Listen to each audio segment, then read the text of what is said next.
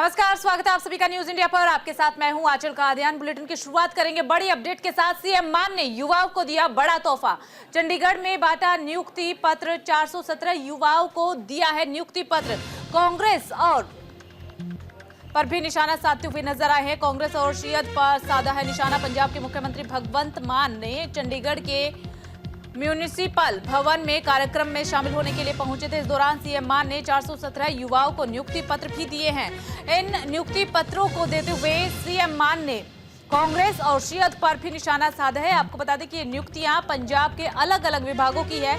CM मान राज्य में जल्द ही पुलिस विभाग में 10,000 पद भरने की घोषणा भी कर चुके हैं। आपको बता दें कि नियुक्ति पत्र पाने वाले युवाओं को संबोधित करते हुए मुख्यमंत्री मान ने कहा कि अगर किसी को अपनी डिग्री के मुताबिक देश और प्रदेश में नौकरी मिले तो कौन बाहर जाना चाहेगा।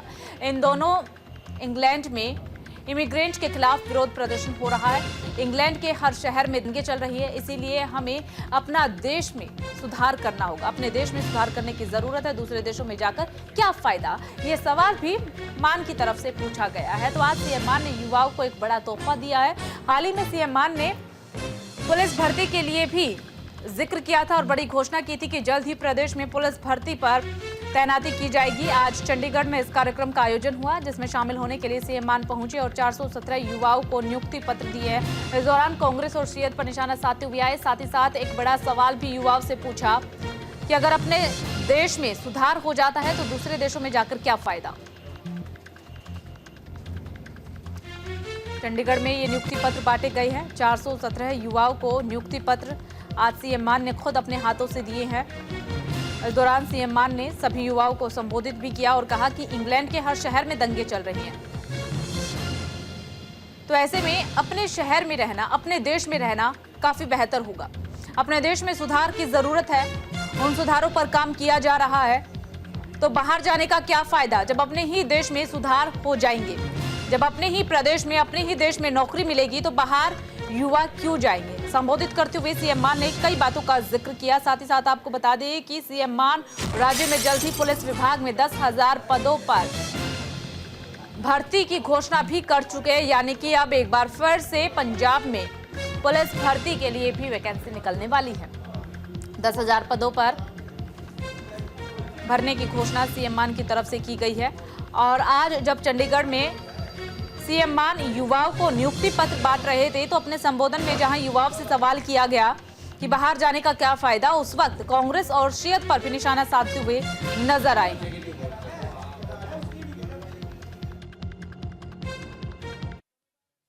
सिंह जी की बेटी लॉन्च हो रही है राजनीति लॉन्च होंगे, लॉन्च जिवें रॉकेट नहीं लॉन्च होंगे, लॉन्च कर रहे हैं, चंद्रयान लॉन्च कर रहे हैं, ये लॉन्च होंगे इदा राजनीति च भी इनू लाउण लगे जी। अज इनू राजनीति च भी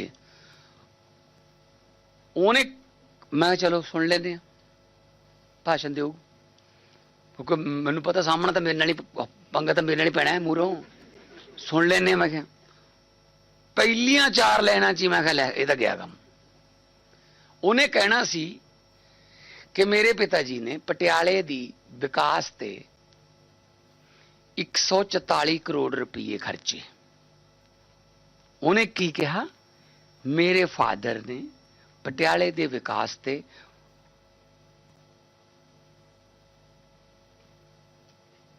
144 करोड़ रुपये खर्चे। मैनू पता लगे इनू 100 तो कहना होंगे, इनू 44 नहीं कहना होंगे। मैं बस सर गया, बस फिर आ तो है की करिए। ये 144 करोड़ वाले ने की उम्मीद कर लोगे ना। तो देखिए, पंजाब से बड़ी अपडेट इस वक्त आपको बता रही हैं, जहां चंडीगढ़ में एक कार्यक्रम का आयोजन किया गया जिसमें शिरकत करने के लिए पंजाब के मुख्यमंत्री सीएम मान पहुंचे। सीएम मान ने 417 युवाओं को नियुक्ति पत्र वितरित किए। साथ ही साथ युवाओं को संबोधित किया। युवाओं को संबोधित करते वक्त युवाओं से तमाम सवाल पूछे। साथ ही इस बात का भी जिक्र किया गया कि शहर, प्रदेश और देश में सुधार की जरूरत है। तो उधर स्वतंत्रता दिवस पर इस बार राज्य स्तरीय समारोह जालंधर में आयोजित किया जाएगा। इसमें पंजाब के सीएम भगवंत मान तिरंगा लहराएंगे। मुख्यमंत्री के आगमन से पहले जालंधर प्रशासन पूरी तैयारी कर चुका है। तैयारियों का सीएम सिक्योरिटी और जालंधर पुलिस एडमिनिस्ट्रेशन के साथ मिलकर के फाइनल ड्रेस रिहर्सल भी की गई है। वहीं पर हमारे सहयोगी गीतांशु सेजवाल ने तैयारियों का जायजा लिया है। ये रिपोर्ट देखिए। जगह इस वक्त हम लोग मौजूद हैं जालंधर के गुरु गोबिंद सिंह स्टेडियम में, जहां पर 15 अगस्त की तैयारियां जोरों शोरों पर है और फुल रिहर्सल चल रही है, जहां पर सीएम भगवंत मान खुद यहां पर झंडा फहराने की रस्म अदा करेंगे, जिसको लेकर सीएम सिक्योरिटी और पंजाब पुलिस ने पूरी तरीके से सुरक्षा का जायजा लिया। और आज फुल रिहर्सल के दौरान जिस तरीके से 15 अगस्त को फंक्शन होना है, उसी तरीके से यहाँ पर फंक्शन की तैयारियाँ की और जायजा लिया, जहाँ पर एडीजीपी प्रवीण कुमार सिन्हा और सीपी सोपन शर्मा और अन्य पुलिस अधिकारी जो कि चंडीगढ़ से भी आए थे, वह मौजूद थे और यहाँ पर फुल सिक्योरिटी और ड्रेस रिहर्सल का जायजा लिया। बने रहे हमारे साथ कैमरामैन जतिन मरवाहा के साथ गीतांशु सेजवाल। 15 अगस्त के पावन दिवस से जलंधर वासियों को बहुत बहुत मुबारक। 15 अगस्त का जो इस साल का फंक्शन है, ये स्टेट लेवल फंक्शन है। चीफ मिनिस्टर साहब जो है तिरंगा गुरु नानक स्टेडियम लहराएंगे। पब्लिक की सेंस ऑफ सिक्योरिटी, उन्होंने कोऑपरेशन की सानू बहुत लोड़ है। 8 जगह जोड़े नाकाबंदी ते डाइवर्जन पॉइंट्स शहर से प्लान किए गए हैं तो 1500 के करीब पुलिस पर्सनल डिप्लॉय किए गए हैं। कोई भी चीज़, कोई भी प्रॉब्लम पब्लिक नू आती है तो 112 ते कॉल करन ते साडे नाल कोऑपरेट करन कि ये जोड़ा फंक्शन है स्टेट लेवल फंक्शन, ये बहुत अच्छे ढंग नाल आपां कंक्लूड कर सकें। धन्यवाद।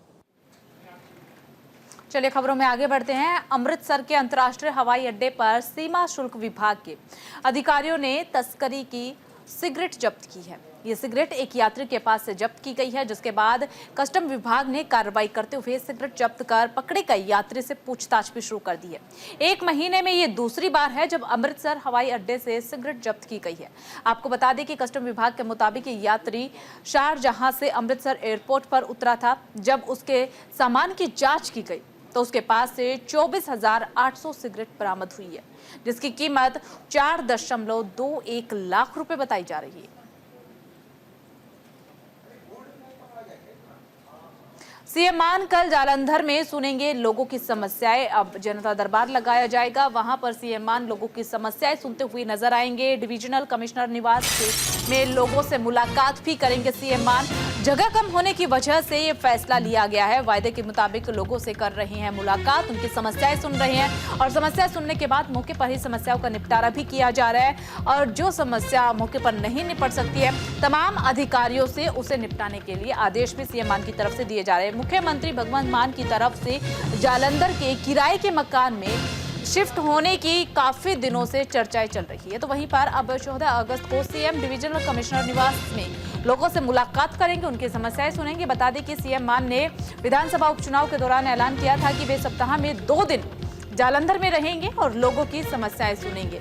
ऐसे में वायदे के मुताबिक चुनाव खत्म होते ही सीएम मान 2 दिन जालंधर में अपने किराए के घर पर लोगों से मुलाकात करते हैं। उनकी समस्याएं सुनकर उनकी समस्याओं का हल किया जाता है, लेकिन वहां पर जगह कम होने की वजह से आसपास के लोगों का इलाका जो है वो ब्लॉक होने की वजह से दिक्कतों का सामना भी करना पड़ता है। अब सीएम मान डिविजनल कमिश्नर के घर पर लोगों से मुलाकात करेंगे, जो घर पहले से ही खाली है। इसके साथ आपको ये भी जानकारी दे दें कि जालंधर में मुख्यमंत्री भगवंत मान किराए के मकान में ही रह रहे हैं फिलहाल, लेकिन लोगों से मुलाकात डिविजनल कमिश्नर के घर पहुंचेंगे। मतलब कि वो जो स्टे करने वाले वो अपने किराए के मकान में करने वाले, लेकिन लोगों की समस्याएं जो है वो सुनने के लिए जो दरबार है वो डिविजनल कमिश्नर के घर पर लगाया जाएगा। सीएम वायदे के मुताबिक लोगों की समस्याओं को सुनकर वहीं पर उन समस्याओं का निपटारा किया जाता है।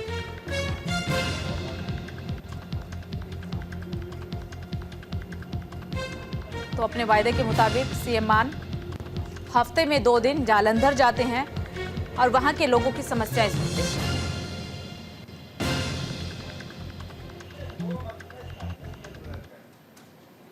खबरों में आगे बढ़ते और बात हिमाचल प्रदेश की कर लेते हैं, जहां पर आफत की बारिश इन दिनों हो रही है। 197 रोड 3 नेशनल हाईवे फिलहाल बंद पड़े हुए हैं। बिजली पानी सप्लाई प्रभावित हो चुकी है। कई जिलों में आईएमडी ने अभी भी अलर्ट जारी किया हुआ है। हिमाचल प्रदेश में लगातार हो रही बारिश की वजह से तबाही मची हुई है। हिमाचल में 197 सड़कें ऐसी बताई जा रही है जो पूरी तरीके से ब्लॉक हो चुकी है, आवाजाही पूरी तरीके से ठप पड़ी हुई है। तो वहीं पर कई इलाकों में बिजली भी नहीं मिल पा रही है, लोगों को पानी की सप्लाई तक नहीं मिल पा रही है। राज्य आपातकालीन परिचालन केंद्र के अनुसार शिमला जिले में 66, सिरमौर में 58, मंडी में 33, कुल्लू में 26, लाहौल स्पीति में 5 और किन्नौर में कुछ सड़कें भारी बारिश और भूस्खलन की वजह से बंद पड़ी हुई है। तो वहीं पर 211 वितरण ट्रांसफार्मर क्षेत्रों के बाधित होने की वजह से इलाकों में अंधेरा छा चुका है, यानी कि बिजली की सप्लाई नहीं मिल पा रही है। सबसे ज्यादा 118 डीटीआरएस ऊना में प्रभावित हुए हैं। आपको बता दें कि पूरे राज्य में पानी की 143 सप्लाई योजना भी प्रभावित हो रही है। तो पहले बारिश का इंतजार किया जा रहा था और अब जब बारिश आई है तो वो आफत अपने साथ लेकर के आई है। ज्यादा जानकारी के लिए ग्राउंड जीरो का रुख कर लेते हैं। मीनाक्षी सहयोगी जुड़ चुके हैं। मीनाक्षी, फिलहाल क्या कुछ हिमाचल प्रदेश के हालात है और आज मौसम का मिजाज कैसा है?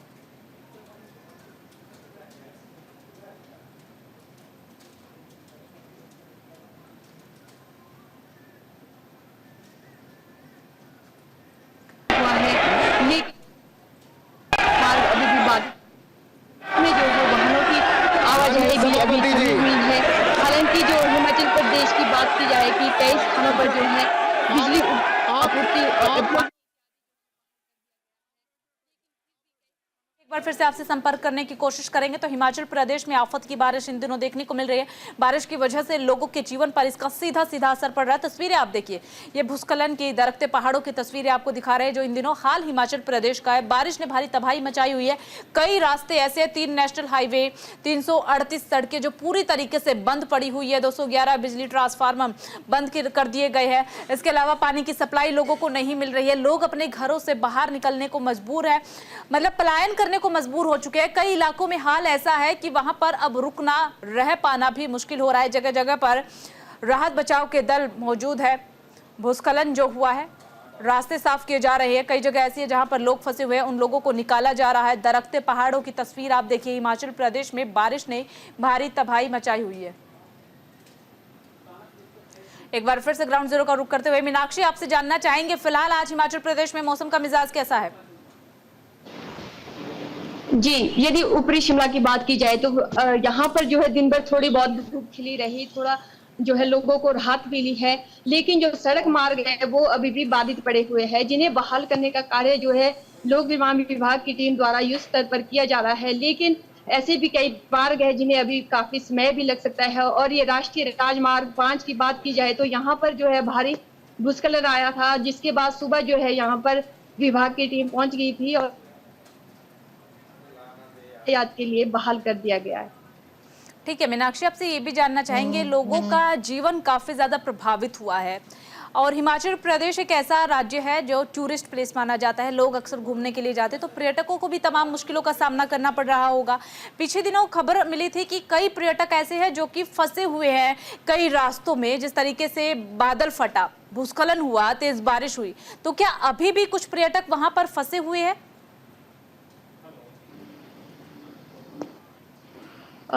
जी, ऐसी सामने जो है खबरें आ रही थी, लेकिन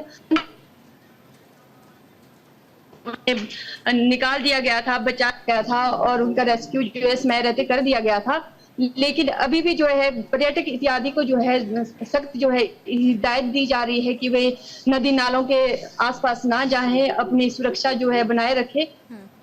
जी ठीक है मीनाक्षी, एक चीज और आपसे जानना चाहेंगे, जिस तरीके से सड़कें बंद पड़ी हुई है, फिलहाल राहत दल वहां पर मौजूद है, मलबा हटाने का काम हो रहा है, कितना वक्त लगेगा, कब तक आवाजाही पूरी तरीके से शुरू हो जाएगी?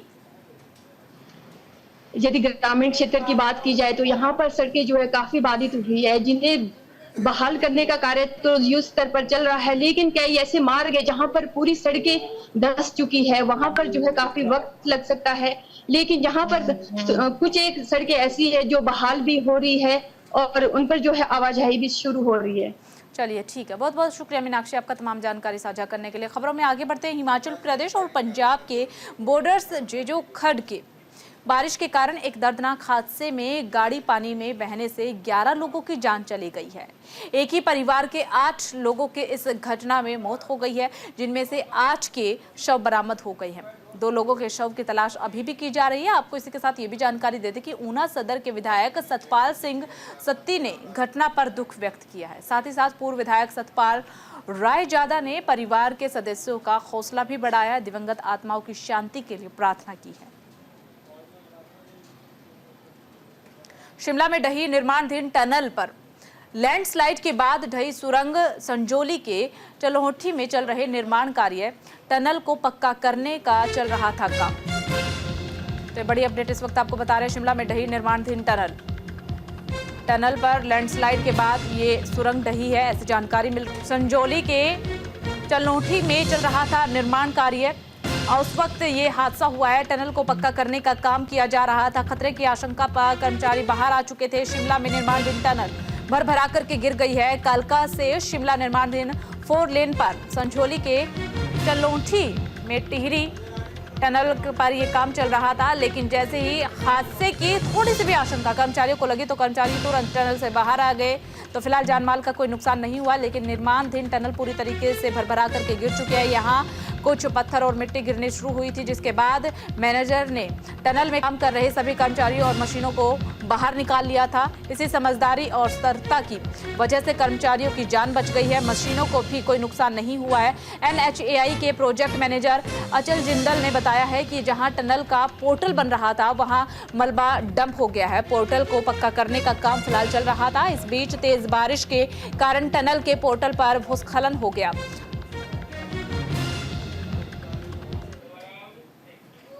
खबरों में आगे बढ़ते हैं तो वहीं हरियाणा के सीएम नायब सिंह सैनी ने बड़ी सौगात दी है। फरीदाबाद और बल्लभगढ़ को बड़ी सौगात सीएम सैनी की तरफ से दी गई है। परियोजनाओं का सीएम सैनी ने शिलान्यास किया है। करोड़ों रुपए की योजनाओं की सौगात दी है। मुख्यमंत्री नायब सिंह सैनी ने फरीदाबाद और बल्लभगढ़ को बड़ी सौगात दी है। बता दें कि बल्लभगढ़ में करीब 100 करोड़ रुपए से बनने वाले को-एड कॉलेज वर्चुअल माध्यम से आधारशिला रखी गई है।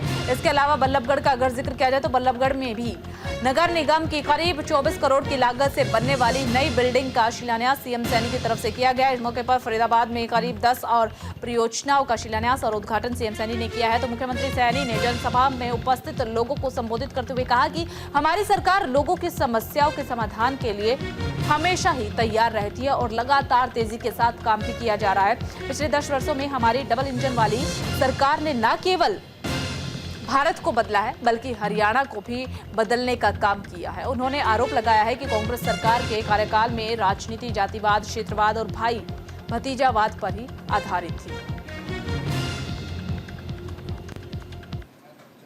विधानसभा चुनाव पर जेजेपी की अब नजर तेज है। जेजेपी ने अपनी तैयारी शुरू कर दी है। दिग्विजय सिंह चौटाला का बयान सामने आया, कहा कि जेजेपी हमेशा ही आगे रही है। प्रत्याशियों की सूची सबसे पहले जारी करेगी जेजेपी। आपसे गठबंधन पर दिग्विजय सिंह चौटाला ने कहा है कि गठबंधन पर हमने कोई बयान नहीं दिया है। हरियाणा में विधानसभा चुनाव को लेकर के राजनीति चरम पर है। ऐसे में जननायक जनता पार्टी के प्रधान महासचिव दिग्विजय सिंह चौटाला ने मीडिया से रूबरू होते हुए कई बातों का जिक्र किया। कहा कि जेजेपी पार्टी हमेशा ही आगे रही है। इस बार भी प्रत्याशियों की सूची सबसे पहले जेजेपी ही जारी करेगी। आपसे गठबंधन को लेकर के जब सवाल किया गया तो उन्होंने कहा कि अभी तक पार्टी के किसी भी नेता ने ना तो गठबंधन को लेकर के कोई बयान दिया है, ना ही हमने कभी भी आप पार्टी के साथ गठबंधन को लेकर बातचीत की है। लगे हुए हैं और बहुत जल्द हमारे सभी कैंडिडेट्स की सूची जनता के बीच में होगी। हम तो पहले भी पहले नंबर पर रहते थे। जब भी सूची को जारी करने की बात आई, हमने सदैव किसी का इंतजार किए बिना अच्छे कैंडिडेट्स को टिकट दी, आगे भी। विधानसभा चुनाव के अंदर क्षेत्र के रीजनल मुद्दे हावी होंगे और इन मुद्दों पर निश्चित तौर पर जननायक जनता पार्टी का विजन और मिशन कामयाब होगा।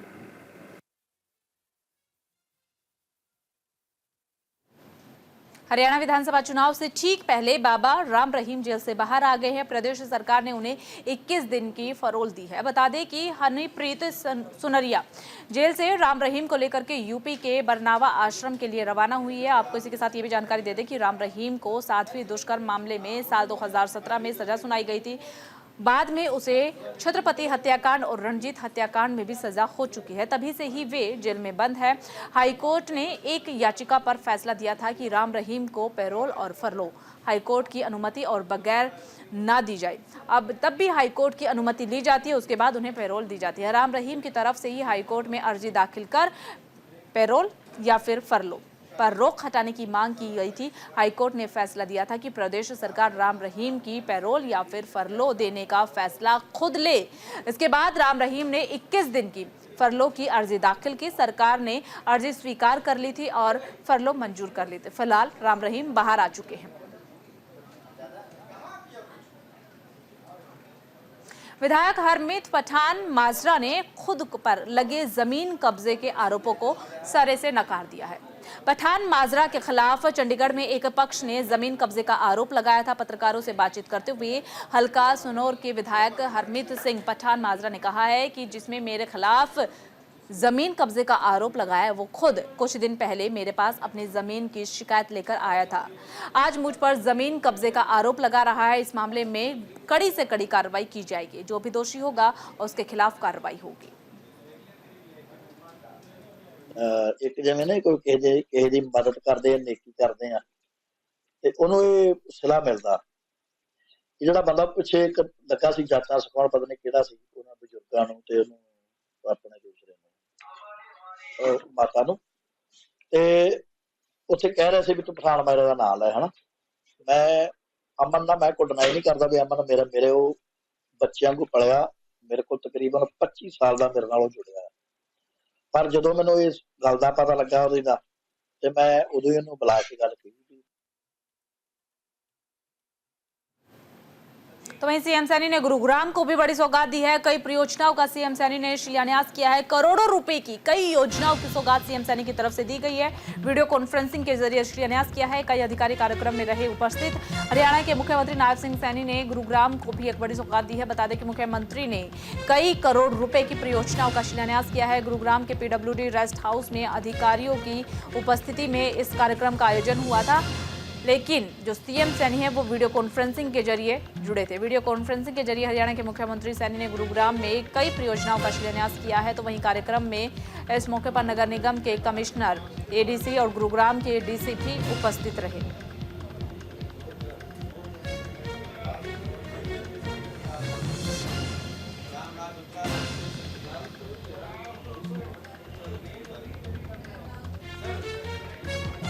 तो गुरुग्राम को कई करोड़ की सौगात जो है वो सीएम सैनी की तरफ से दी गई है।